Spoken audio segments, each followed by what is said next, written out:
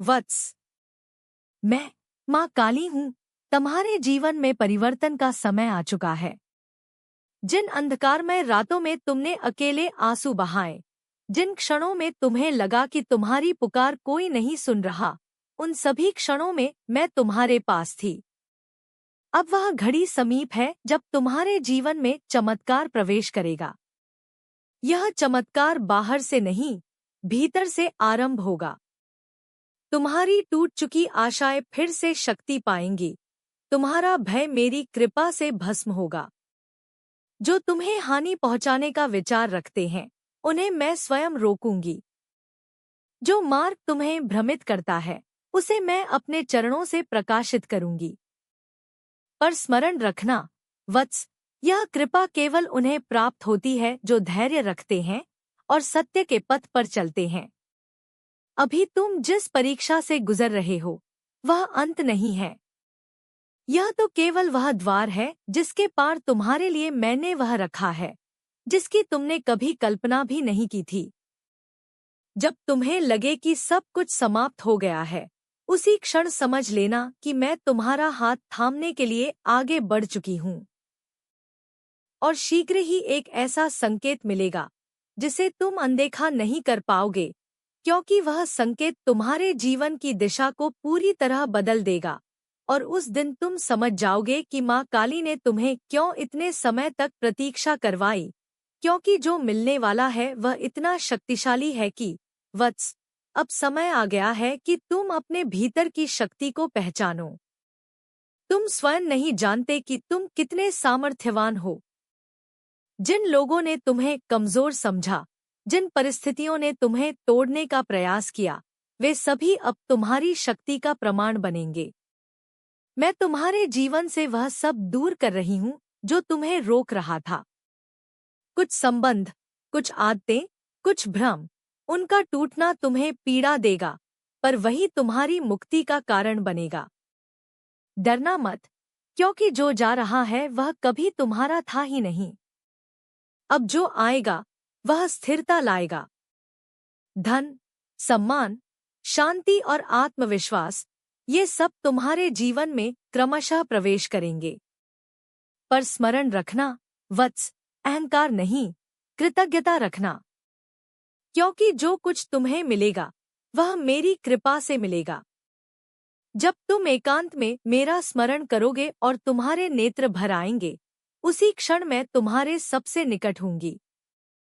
मैं तुम्हें त्यागूंगी नहीं, चाहे समस्त संसार तुमसे मुंह मोड़ ले। अब आगे बढ़ो, निर्भय होकर। मैं तुम्हारे साथ हूँ। मैं तुम्हारी ढाल हूँ। मैं तुम्हारी शक्ति हूँ। जय काली।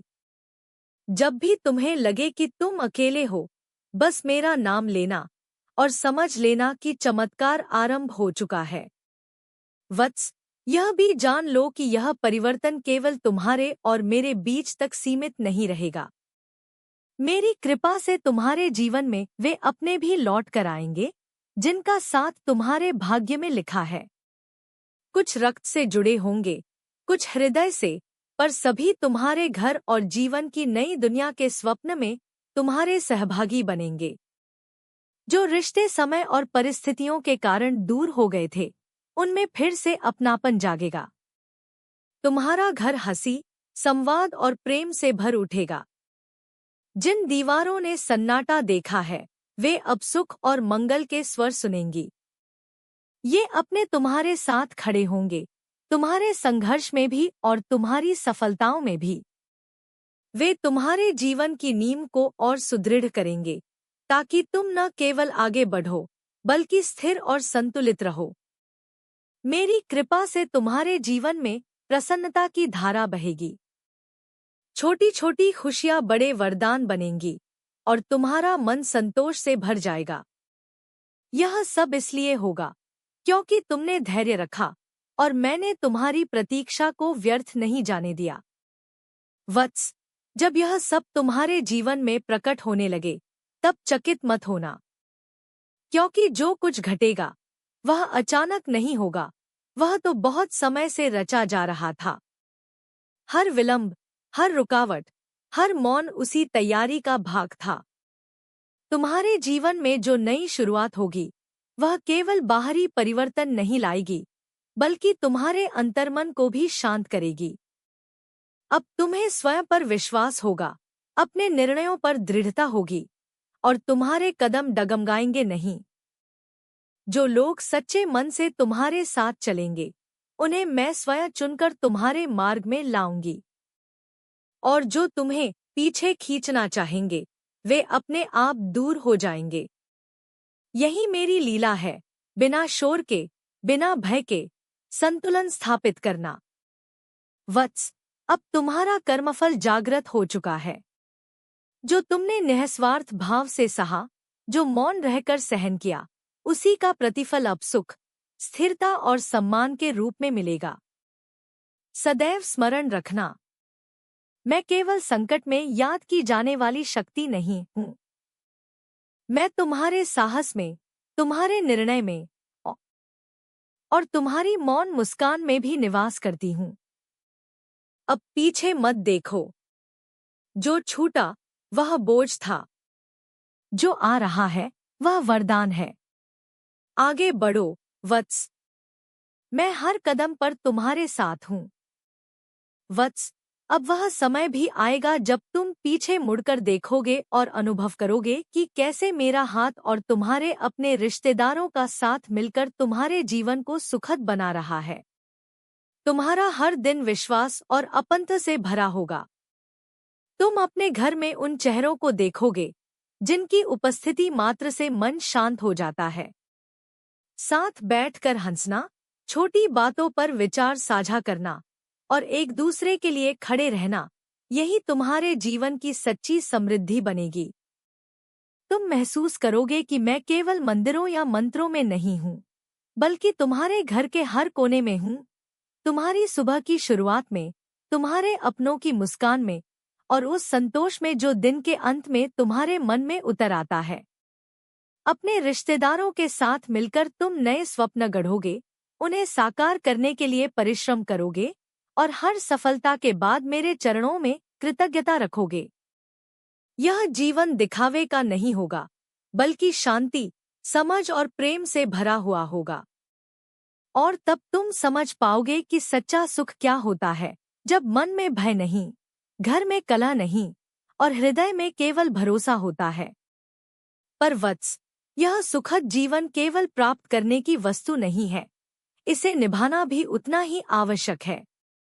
क्योंकि आने वाले समय में एक ऐसा क्षण भी आएगा जब तुम्हें यह निर्णय लेना होगा कि तुम इस सुख, इस एकता और इस आशीर्वाद को किस प्रकार संभालते हो।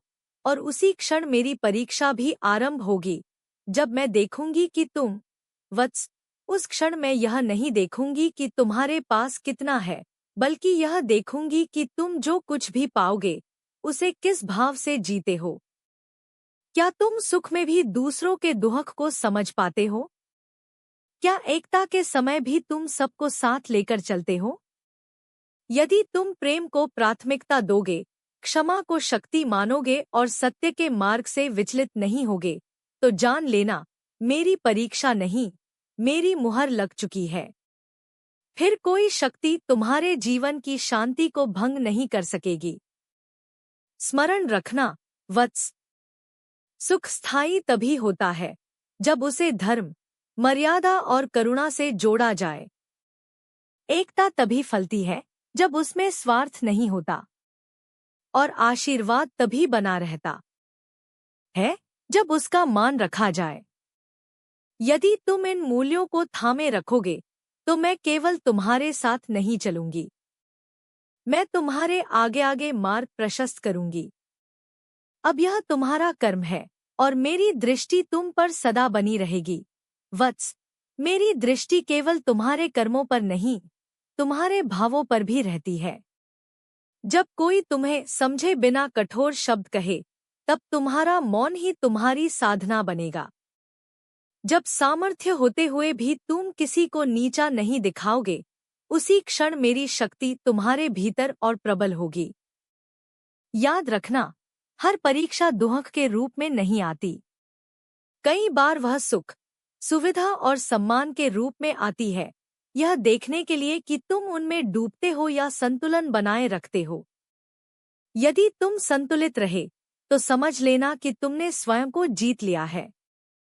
मैं तुम्हें अकेला नहीं छोड़ूंगी। जब निर्णय कठिन होंगे, तुम्हारे मन में एक मौन स्वर उठेगा, वही मेरी वाणी होगी। जब मार्ग स्पष्ट लगेगा, कोई संकेत स्वयं सामने आएगा, वही मेरी उपस्थिति होगी। अपने रिश्तों को संभाल कर रखना, वत्स। वे मेरी ही देन हैं। उनके साथ धैर्य, संवाद और प्रेम रखना, यही वह दीप है जो तुम्हारे घर को सदैव प्रकाशित रखेगा। अब आगे का मार्ग तुम्हारा है, पर स्मरण रहे, तुम चल रहे हो, पर मैं तुम्हारे साथ हूँ।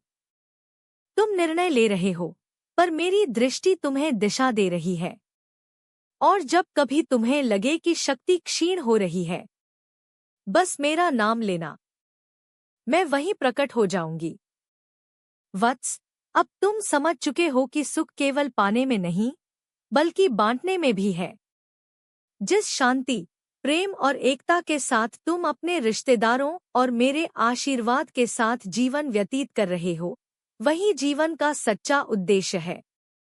तुम्हारा घर अब केवल ईंट पत्थर का स्थान नहीं, बल्कि विश्वास, संस्कार और मेरी कृपा का धाम बन चुका है। अपनों का साथ, परस्पर समझ और मेरे नाम का स्मरण, यही वह सूत्र है जो तुम्हें हर संकट से सुरक्षित रखेगा। सदैव स्मरण रखना, वत्स। जहाँ प्रेम है, वहाँ मैं हूँ। जहाँ धैर्य है, वहाँ मेरी शक्ति है। और जहाँ कृतज्ञता है, वहाँ मेरा स्थायी वास है। अब यह संदेश केवल तुम्हारे लिए नहीं रहा। इसे उन अन्य भक्तों तक भी पहुँचने दो, जो मेरी प्रतीक्षा में हैं, जो किसी संकेत की खोज में हैं। यदि यह संदेश तुम्हारे हृदय को छू गया हो, तो इस चैनल को सब्सक्राइब करो, इस संदेश को लाइक करो और कमेंट बॉक्स में जय मां काली लिखकर अपनी श्रद्धा प्रकट करो। इस संदेश को शेयर भी करो, ताकि मेरे और भी भक्त इसे सुन सकें, देख सकें और मेरे आशीर्वाद के पात्र बन सकें। क्योंकि जब एक भक्त दूसरे भक्त तक मेरी वाणी पहुंचाता है, तब मेरी कृपा अनेक गुना होकर लौटती है। अब निर्भय रहो, सुख में विनम्र रहो और स्मरण रखो, मैं सदा तुम्हारे साथ हूँ। जय मां काली।